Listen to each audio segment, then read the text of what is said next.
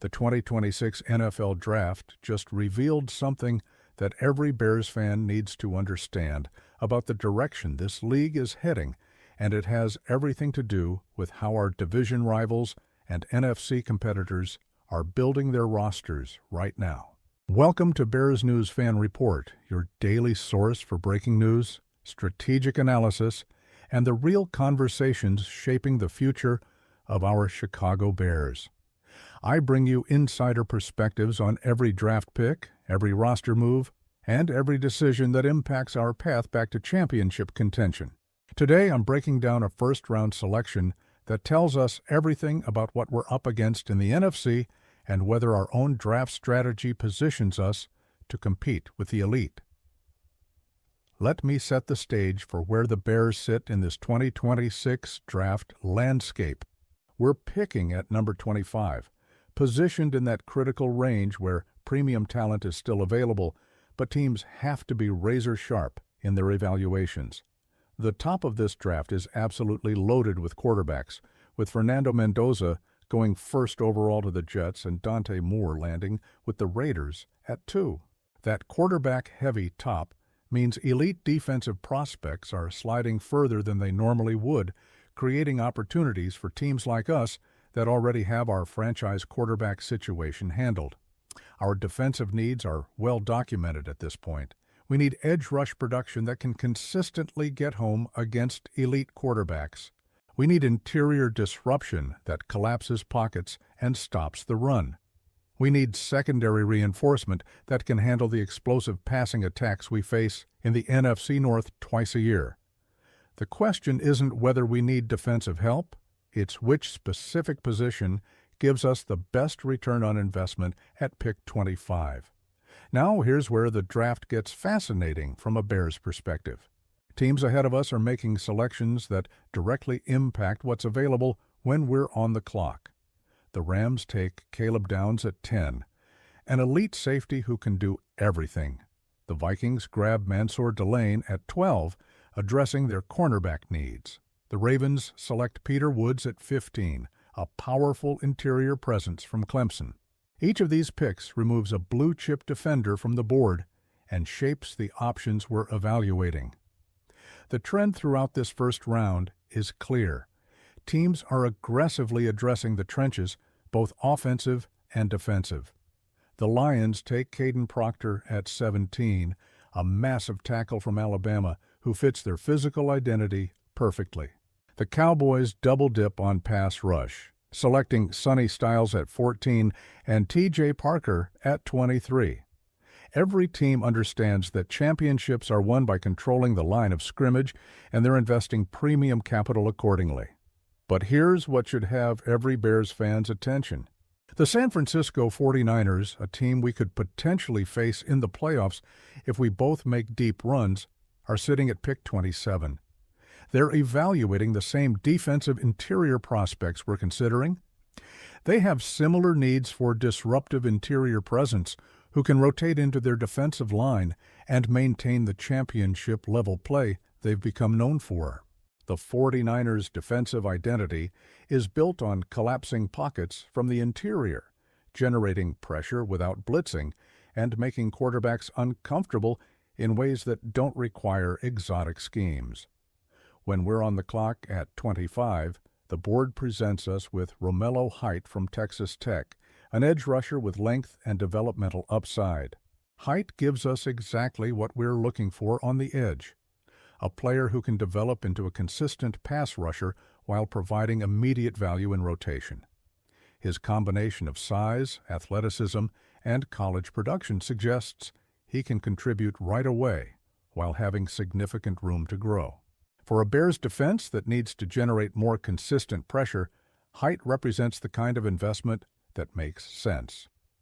But here's the thing that connects directly to San Francisco's situation. Right behind Height on most boards is Caden McDonald, a defensive interior prospect from Ohio State who brings exactly what teams covet from that position. McDonald is strong, disruptive, capable of controlling gaps and collapsing pockets. He's the type of player who fits seamlessly into multiple defensive schemes and provides immediate value against both run and pass. For a team building defensive identity through interior dominance, McDonald checks every box. The 49ers ultimately select McDonald at 27, just 2 picks after we take height. That decision reveals everything about how San Francisco views their championship window and what they believe gives them the best chance to compete at the highest level. They're doubling down on their defensive philosophy, adding another powerful interior presence who can rotate with their existing talent and maintain the relentless pressure that defines their defense. McDonald fits their system perfectly. He can two-gap when needed, penetrate on passing downs, and bring the kind of toughness that San Francisco demands from every player. From a Bears perspective, this creates an interesting dynamic worth examining. We chose edge rush over interior disruption, betting that Height's development gives us more long-term value than adding another interior piece. That's a defensible decision, but it also means when we potentially face San Francisco in playoff scenarios, they're getting stronger in an area where they already dominate. The 49ers' defensive line has been their calling card for years, and adding McDonald ensures that dominance continues. Let me break down why McDonald's selection matters beyond just the 49ers' roster construction. It's a reflection of how elite NFC teams are building their defenses in the modern NFL. You need multiple interior defenders who can rotate and maintain pressure throughout 4 quarters. You need players who don't require elite edge rushers to generate pressure, who can win one-on-one battles against guards and centers consistently.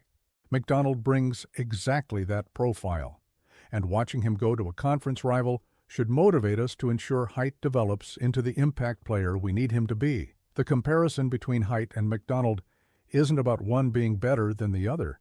It's about fit and philosophy. Height gives us edge versatility and developmental ceiling. McDonald gives San Francisco immediate interior impact and system-perfect skills. Both selections make sense for their respective teams, but they represent different approaches to defensive construction. We're betting on athletic upside and edge development. The 49ers are betting on proven interior dominance and scheme fit. Looking at the broader first-round landscape, the defensive talent spread throughout this draft is remarkable. Arvil Reese goes 3rd to Tennessee, a linebacker with elite range. Ruben Bain lands in Washington at 8, bringing pass rush upside. David Bailey goes 9th to Cincinnati, another edge rusher with motor and bend. By the time we're picking at 25, we've watched premium defensive prospects come off the board at a steady rate, which means the talent level of players still available remains high. The teams around us in the draft provide additional context. The Bills take Avion Terrell at 24, a cornerback from Clemson who addresses their secondary needs. We take Height at 25. The Chargers grab Oliva Vega-Ewan at 26, an interior offensive lineman from Penn State. Then San Francisco takes McDonald at 27. That 4-pick sequence shows the variety of needs and approaches, with multiple teams addressing different positions based on their specific roster situations. What this means for the Bears moving forward is that we need Height to develop quickly into a consistent edge threat. We passed on other options to bet on his ceiling, which means the coaching staff must maximize his potential through proper development and usage. If Height becomes the player we believe he can be, then passing on McDonald makes complete sense. But if his development stalls or he doesn't translate to NFL success quickly, we'll look back at this draft moment and wonder if interior disruption would have provided more immediate value. The 49ers adding McDonald also impacts the competitive balance in the NFC. They were already one of the conference's best teams when healthy, and fortifying their defensive interior makes them even more difficult to handle. As Bears fans hoping to see our team compete for championships, we need to recognize that other NFC powers aren't standing still. They're aggressively improving their rosters, addressing weaknesses, and positioning themselves for sustained success. Our response needs to be equally aggressive, ensuring every draft pick hits and contributes at a high level. Now, I want your honest perspective on this entire draft scenario. Do you think the Bears made the right choice taking Romello Height over, waiting for interior help? How concerned are you about the 49ers getting even stronger with the McDonald addition? Should we have considered trading up to secure a higher-rated prospect, or was staying at 25 the smart move? This draft shapes our next several seasons, and I need to know how you feel about the outlook direction we're heading. Leave your detailed thoughts in the comments below. If this breakdown gave you a deeper understanding of how the 2026 draft impacts the Bears and what we're up against in the NFC, make sure you're subscribed to Bears News Fan Report and hit that notification bell. I bring you daily updates on every roster decision, coaching move, and strategic development affecting our championship aspirations. This is where you get analysis that goes beyond surface-level coverage, examining the real factors that determine whether Chicago can build a Super Bowl contender. Smash that like button, share this with every Bears fan, and let's keep this conversation going. Bear down.